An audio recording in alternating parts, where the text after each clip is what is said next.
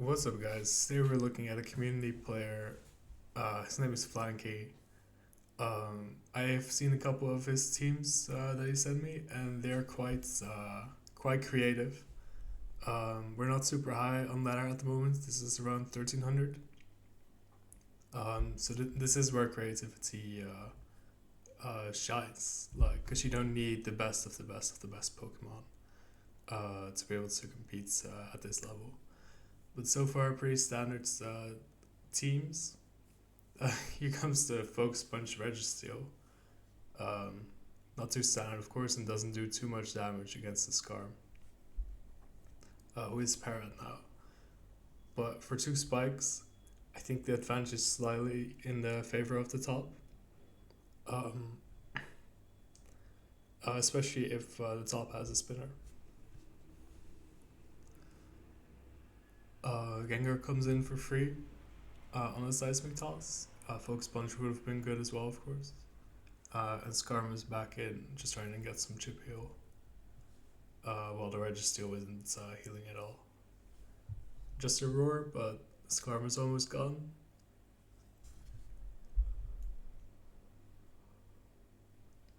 Here comes the Jolteon. I saw in his he mentioned that in his team he likes Jolteon as an electric switch and also for Zapdos. And here's the Starmie, but Snorlax comes in, but it's on the spikes. And there's a crit, so that definitely helps. I feel like the next hits will be a kill. Yeah. Um, but interesting, of course, to have a spikes team without sand. Um, but that's, of course, the creativity that works on that can work on lower level on the lower ladder, but you can't really get away with it on higher ladder. Scarman again, another T wave, so he gets another freebie, a bit of leftover. So I definitely like the switching.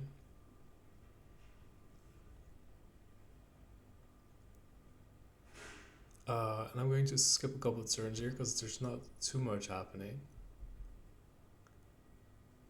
A boom on the Claydol, just to prevent the spin.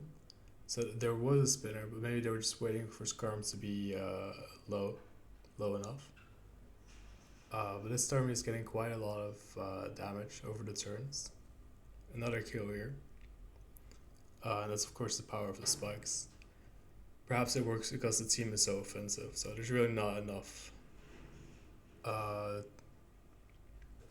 There's really not enough turns to really heal.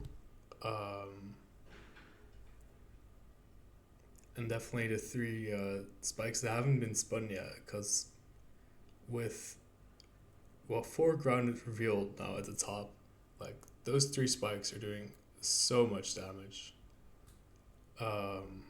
And all that Starmie has to do is just clean it up. So at the top, you can definitely see this Claydol is still reasonably healthy. There's no spin blocker, so big mistake. But that's what you can expect on the lower ladder. Finally, the spin, but his team is almost completely gone, just eaten up by those three spikes.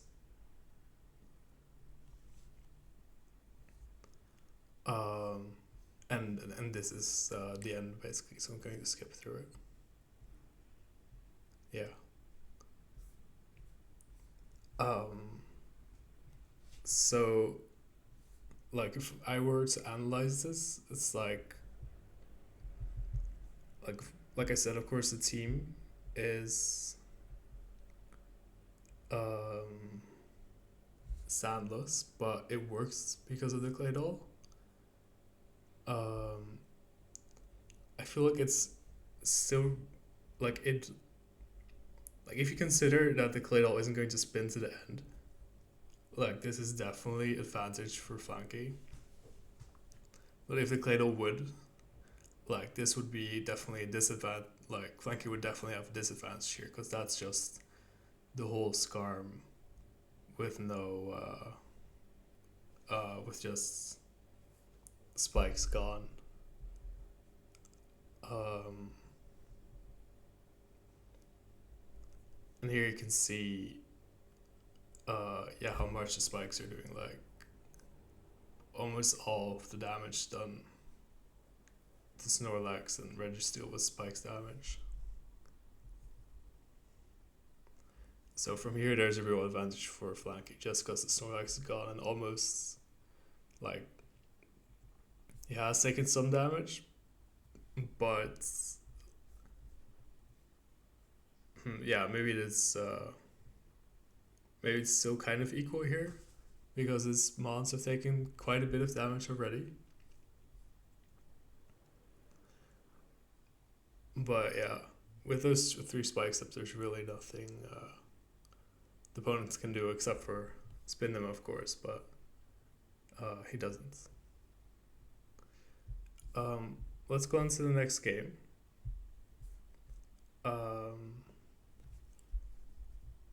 Here's the Glalie. I happen to know this team is a bit more exotic. Just gets the spike and goes out. Could have boomed, of course, but for now it chooses not to. It's always good to spike for a spinner,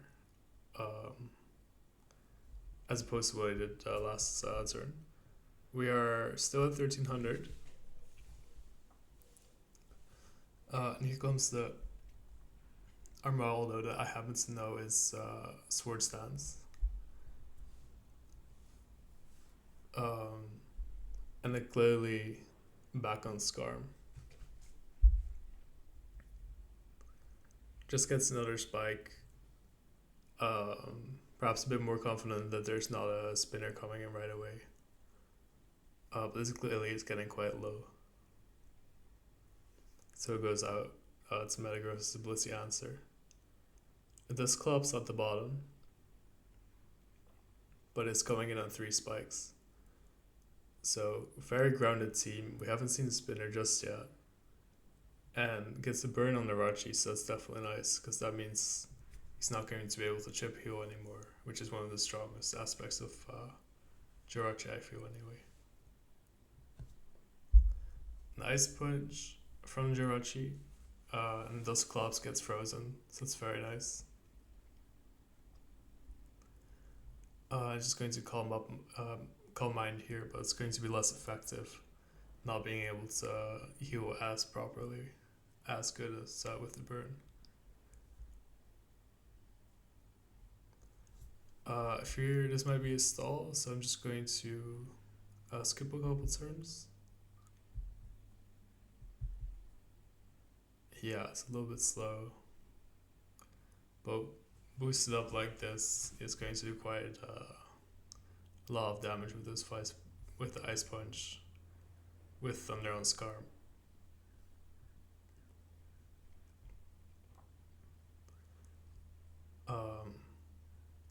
But here you can definitely see the power of a Super Rachi, if I'm correct. That's oftentimes it can really just set up if it's not dealt with properly. But I mean, something like a Tyranitar early would just get it out, of course, or like maybe not like a Skarm Roar, but like physical threats definitely get it out.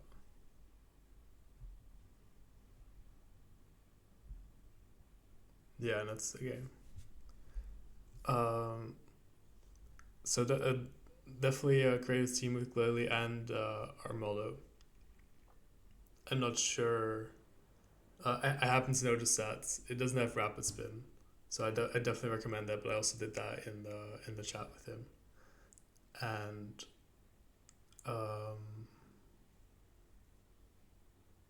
yeah, like just a quick analysis would reveal that there really it wasn't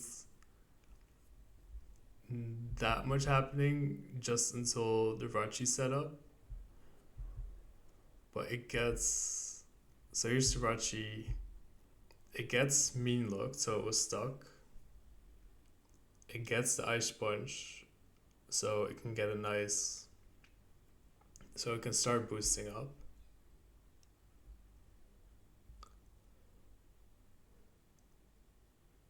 And this club stays in, possibly not expecting the boosting. But it's just Blissey that comes in. So it's just going to be able to call mine up further. And from here on, it was pretty much lost, especially, like, I don't know what the last 2 months are, but I have to imagine they were better switching to Rachi than Blissey there. Well, let's go to the next game then.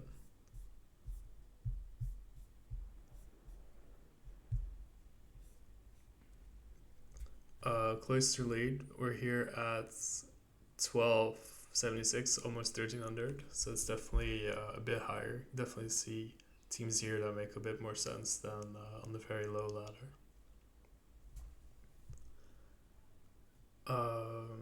The Jules gets in for free on a serve, just because the Swellow got off a nice baton pass. Swellow, of course, a very fast Endeavor user, and with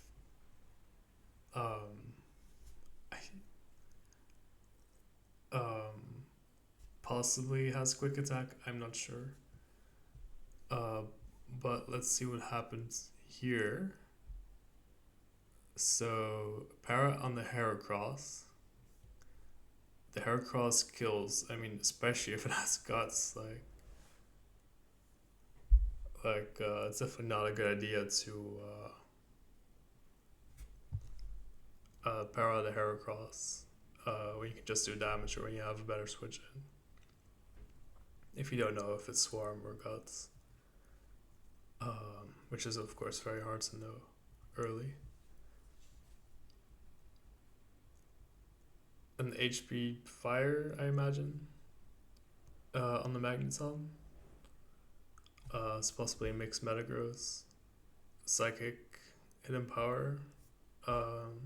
Perhaps we'll see the rest of the set later. Spikes up again, but no Sand again. And Swampert is subbing up, so presumably Endeavor.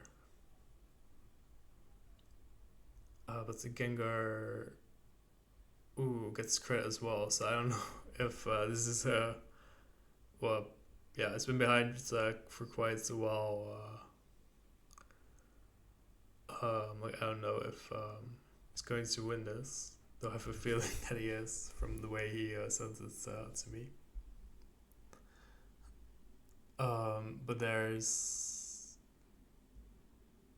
Okay, so Suicune's commenting up. The Metagross says a boom, perhaps. But here's the sub. Yeah. That was more or less expected. So let's see if this arrow can pull something out of its hat. Doesn't look like it. And the Suicune is still full health, so possibly a bit of Suicune magic. Yeah, it's just a Calm Mind War. So if he wins the Calm Mind War, I feel like he can get through it. And so let's just skip through the Calm Minds. Yeah. 4/4. Crits, but it was only an Ice Beam, so it doesn't kill. They're just stalling, it looks like. But I don't know why he moved out the Suicune, because I feel like he definitely had PP left. So that made it from a coin flip to just a plain wins. That was definitely an error. F1anky at 1400 here. But definitely a team that makes more sense than for high letter than the other teams. Though he did say he built it himself, and I have to say I don't often see Arrow and Jules together, so that's definitely a bit of creativity. So I say hats off definitely as a beginning team builder to also be able to create stuff like this. Um, and just as a quick analysis, like there really wasn't that much happening. Like looks like a hard loss, but the Suicune was able to set up on the Suicune. Like possibly should have just sent in Jolt on the Suicune or possibly just taken the roll, but I'm not sure what happened that he wanted to move out.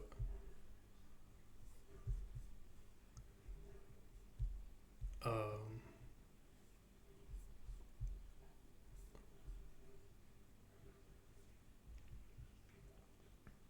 yeah, Hitmonlee on the top says I got conned, but I don't know. That just seemed like a mistake to me.